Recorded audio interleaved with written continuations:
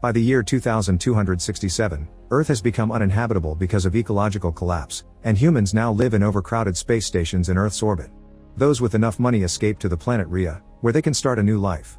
Laura wants to join her sister on Rhea, thus she has taken a job on the cargo ship Cassandra as the crew doctor for the money.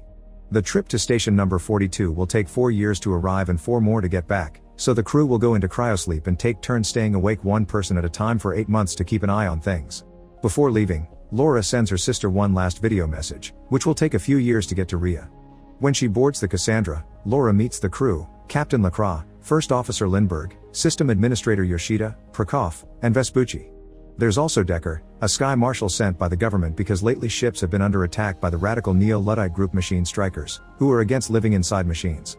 Their leader Bruckner is still on the loose after he bombed a few stations, so they have to keep an eye out for him. The crew enters cryosleep and things go peacefully for 3 years. When it is Laura's turn to wake up, she finds a message from her sister Ariane waiting for her, where she expresses her worries over the terrorist attacks. Laura sends her a message back and then concentrates on establishing a routine to keep herself sane, which includes reading, exercising, and keeping an eye on the ship's performance. One day, Laura begins hearing noises inside the ship. She follows them to the cargo bay, where she suddenly finds something banging at the door. Terrified, Laura runs away and is shocked to bump into Decker, who explains he was automatically woken up when the system detected someone entering the cargo bay, which is forbidden. Laura tells him what happened and rushes to wake up Lacroix, since the rules say the captain must be around during unexpected incidents. Once Lacroix wakes up, the three of them investigate the cargo bay and find the astronaut suits thrown on the floor.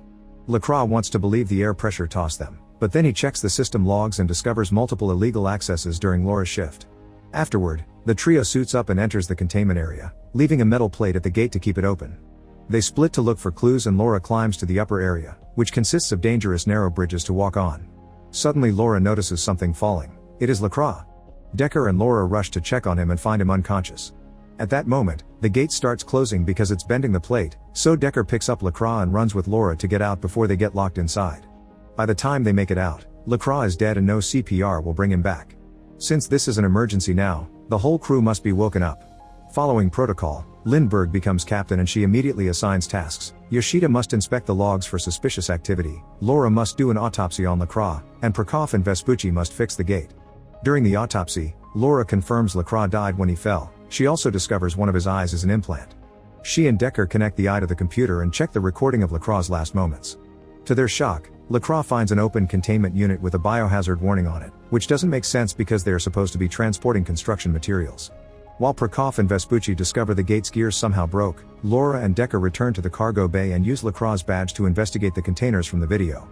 They go deeper inside and find all units connected by thick pipes.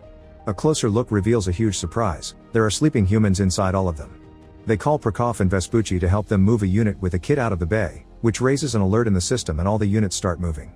The men move quickly enough but Laura almost falls and has to grab onto the stairs until Decker comes to help her. Moments later, they bring the unit to the medical bay. Lindbergh isn't happy about this because they aren't supposed to mess with the cargo, but now the rest of the crew wonders if Lacroix was murdered for seeing something he shouldn't have. Someone clearly set the containers in motion to kill them too, but Lindbergh insists it was just the system putting the units in order and that they should take the kid back. Decker reminds her this is a murder investigation and Laura gets to do a full inspection of the kid. The scan confirms the child is under cryosleep, but she can't learn anything else because the tank is blocking her machines. Laura asks Decker for help and he uses a special program that will open the unit's digital lock in a few minutes. While they wait, Laura tells him about her sister in Rhea, and Decker kisses her. Meanwhile, Lindbergh asks Yoshida to investigate Decker, thinking there's something wrong with him. At the cargo bay, Prokof and Vespucci begin hearing weird noises coming from the inside. Once the container is finally unlocked, Laura takes a closer look at the kid and discovers there is a perfected virtual reality connector embedded in the girl's spine, something Laura never saw before.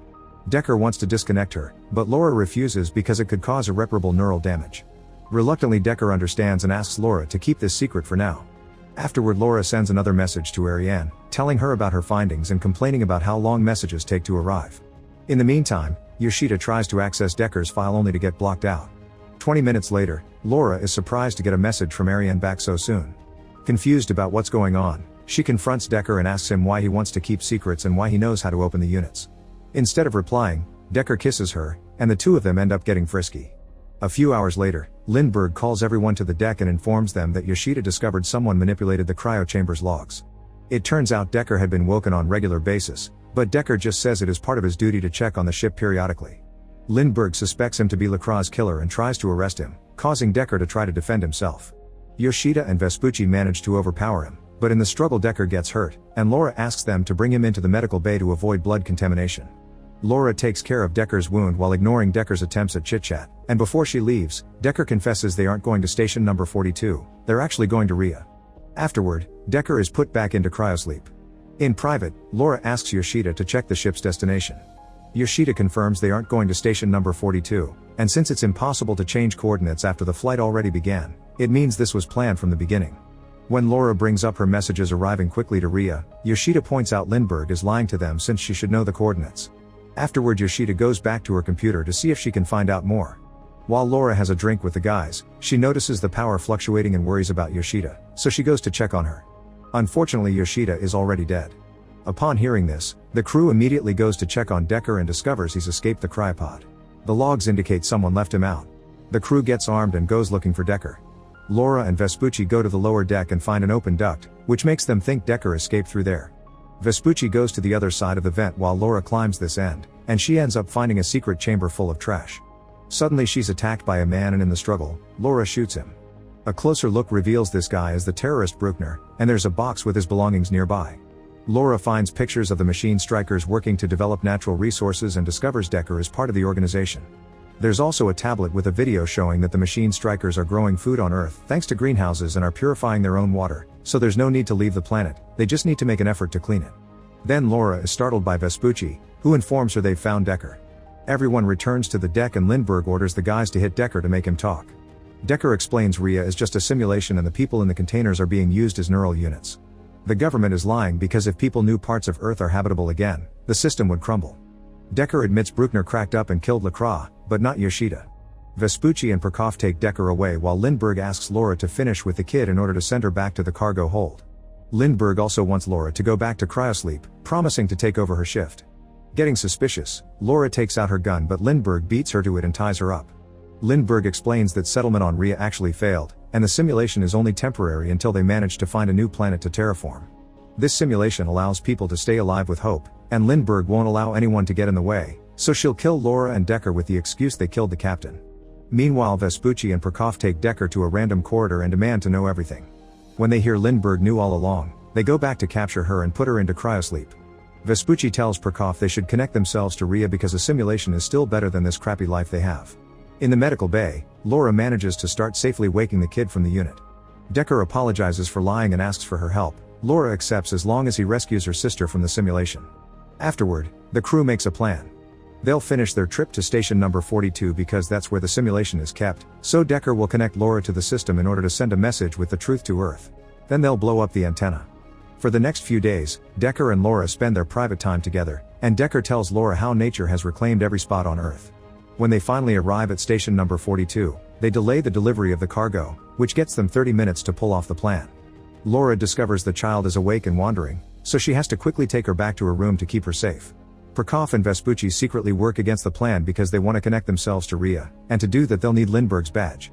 Vespucci burns his hand with cryoliquid to retrieve it from the tank while Prokop reprograms the unloading of the cargo to 10 minutes instead of 30. Next they use the badge to access the units and disconnect two people to take their places in the simulation. As the system gets ready for delivery protocol, it wakes Lindbergh up. Meanwhile, Decker goes on a spacewalk to put the explosives on the station's antenna before he goes looking for Ariane's container, luckily finding it quickly. Laura decides to join him, but her suit begins malfunctioning and Decker has to catch her before she drifts away. Decker explains to Laura that the units can't be just unplugged without killing the people inside, so Laura asks to be connected to the simulation in order to meet her sister and send the message. At that moment, the ship begins delivering the cargo automatically, meaning they only have a few minutes left before the ship begins the trip back. Decker connects Laura to Rhea and Laura is shocked to appear in the most beautiful forest she's ever seen. In a house nearby, Laura reunites with Ariane and her kids and cries over having to destroy their happiness. She runs away into the woods and records a message for Earth explaining the truth behind Rhea, finishing right before Decker wakes her up with bad news. Since the cell unit of Laura's jetpack is broken, Decker gave her his, meaning only she can back into the ship. Laura doesn't want to leave without him, but Decker reminds her she must protect the kid since she's the only proof they have. Suddenly the ship's thrusters are turned on, pushing the duo away from the station. Decker uses this push to let go of Laura and drift away into space. Grieving but determined, Laura uses the jetpack to enter the ship safely right before the station antenna explodes.